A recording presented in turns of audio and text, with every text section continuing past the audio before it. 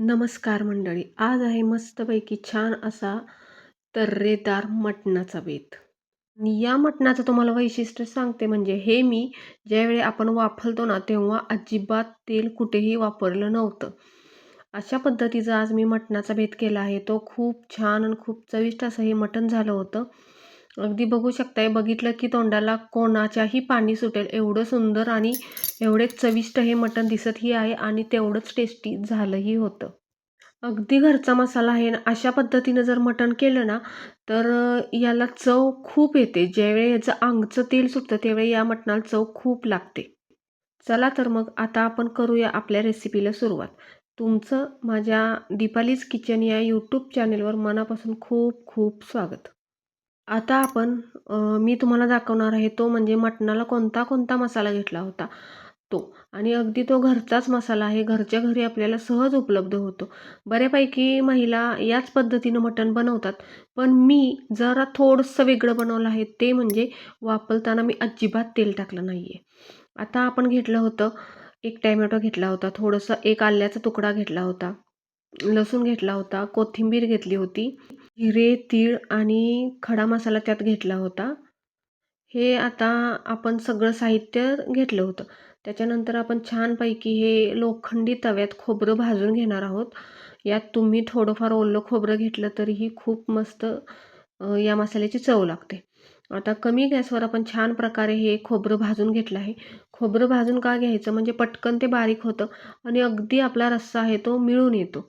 आता त्याच्याचमध्ये आपण एक कांदा आणि एक टोमॅटो तेही तव्यात छान प्रकारे भाजून घेणार आहोत. आणि अगदी मी अर्धा चमचा जो आपण पोह्याचा असतो घरचा, अगदी अर्धा चमचा मी तेल टाकलं आहे. हेही सगळं आपण मस्तपैकी भाजून घेणार आहोत.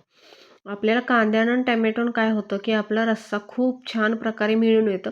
आणि यात तीळही वापरायचे, कारण तिळानंही खूप छान प्रकारे आपल्या मटणाच्या रश्श्याला घट्टपणा येतो. आता यातच आपण आलं आणि लसूण टाकलं आहे. तेही खूप छान प्रकारे असं मस्त असं भाजून घ्यायचं. मसाला जितका छान प्रकारे आपण भाजू ना, तितकंच आपल्या कोणत्याही पदार्थाला छान प्रकारे चव येते. आता हे बघा बरं, 1 किलो मटण आणलं होतं आमच्यात आज. आणि मग म्हटलं सहजच डोक्यात आलं की चला आपली आज रेसिपी आपल्या यूट्यूब चॅनलवरती टाकूया.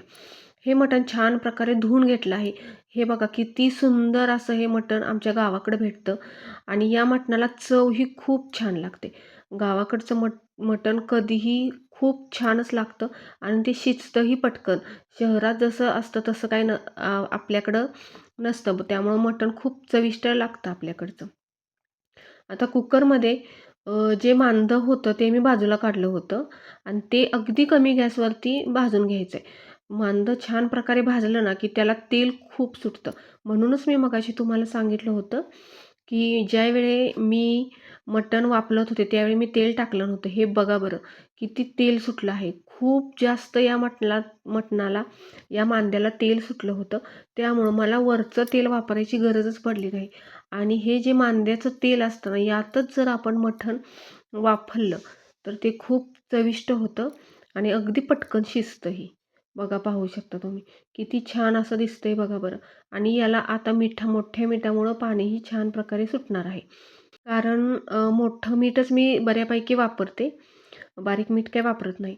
आता मी थोडंसं पाणी वाटून हे छान प्रकारे शिजवून घेणार आहे. त्याच्या अगोदर मी खूप छान प्रकारे असं वाफलून घेतलं होतं. पाहू शकता तुम्ही.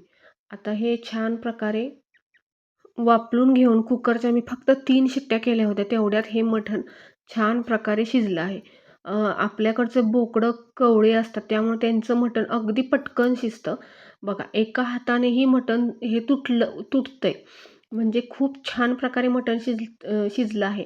कधी-कधी काय होतं, सोड्याचं पाणी जर लोकांनी त्या मटणावरती वापरलं असलं, तर मटण शिजायला खूप त्रास देतं किंवा पटकन शिजत नाही. पण हे मटण अगदी पटकन शिजलं. आणि एक तुम्हाला ट्रिक सांगते. आपलं मटण जर शिजत नसलं, तर त्याच्यावरती साधा उपाय करायचा म्हणजे ज्यावेळी आपण मटण वापरतो ना, त्यावेळी एक 3 ते 4 चिमूट हिंग टाकायचा. हिंग टाकला की मटण आपलं पटकन शिजतं, जास्तीच्या शिट्ट्या करायला लागत नाहीत. आता काय केलं होतं मी, पाणी भरपूर ओतून थोडंसं अळणीही काढून घेतलं होतं. आणि आता हे रश्श्यालाही मी पाणी उकळून घेतलं आहे. पाहू शकता तुम्ही. आपल्याला जेवढ्या प्रमाणात रस्सा करायचा आहे, तेवढ्या प्रमाणात पाणी उकळून घेणार आहे मी, म्हणजे रश्श्याला चव येते. आणि तसं तर म्हणायला गेला तर मी सुक्कंच मटण बनवणार आहे. पण अशा पद्धतीने जेव्हा आपण पाणी उकळून घेतो, तेव्हा रश्श्यालाही खूप छान चव येते. आता त्या पाण्यातलं मी सगळं मटण काढून घेतलं आहे. बघू शकता तुम्ही. आणि हे जरा पाणीही मी शिल्लक ठेवलं आहे, म्हणजे त्या पातेल्यातच. कारण की अळणी पाणी जेव्हा आपण सुक्या मटणाला बऱ्यापैकी वापरतो ना, तेव्हा त्या मटणाला खूप छान चव येते. असं आपण आता रबरबीत असं मटण बनवणार आहोत. आता तुमच्या आवडीप्रमाणे तुम्ही एका कढईत तेल टाका. कमी टाकलं तरी चालेल किंवा जास्त टाकलं तरी चालेल. त्या तेलामध्ये मी एक स्टार फूल टाकला आहे. आता याच्यातच मी एक मोठा कांदा बारीक चिरून घेतला आहे. तोही यात टाकला आहे, पाहू शकता तुम्ही. हेही अगदी मंद आचेवर छान प्रकारे भाजून घ्यायचं. कांदा तुम्हाला आवडत असेल तर वापरा, कारण आपण मसाल्यातही कांदा वापरला आहे. प्रत्येकाच्या आवडीनिवडीनुसार तुम्ही बनवू शकता. अगदी मंद आचेवर आता हे छान प्रकारे आपण भाजून घेणार आहोत. आता यात जो मी मगाशी मसाला बनवून घेतला होता, कांदा, लसूण, जिरे, तीळ, खोबरं, आलं, लसूण, कोथिंबीर या सगळ्याची जी मी पेस्ट केली होती, ती आता छान प्रकारे मंद गॅसवर आपण भाजून घेणार आहोत. जर आपण फुल गॅस ठेवला तर मसाला करपण्याची शक्यता फार असते. म्हणून अगदी कमी गॅसवरच हा मसाला तेल सुटेपर्यंत भाजायचा. जोपर्यंत हा मसाला त्याच्या अंगचं तेल सोडत नाही, अशा पद्धतीनं तोपर्यंत मसाला भाजायचा. त्याच्यानंतर हे मी लाल तिखट टाकलं आहे. लाल तिखट आपलं घरचंच आहे. विकतचं लाल तिखट काही मी वापरत नाही. आमच्याकडे याला चटणी म्हणतात. ही अशा पद्धतीची चटणी जर आपण टाकली ना, तरी मटणालाही खूप छान चव लागते. आता याच्यामध्ये मी आपण जे मटण मगाशी काढून घेतलं होतं, ते टाकलं आहे. आता आपण मसाला टाकणार आहोत. मी एव्हरेस्टचा मटण मसाला घेतला आहे आणि एव्हरेस्टचाच बिर्याणी मसाला घेतला आहे. तेही दोन्ही आता याच्यावरतीच आपण टाकणार आहोत.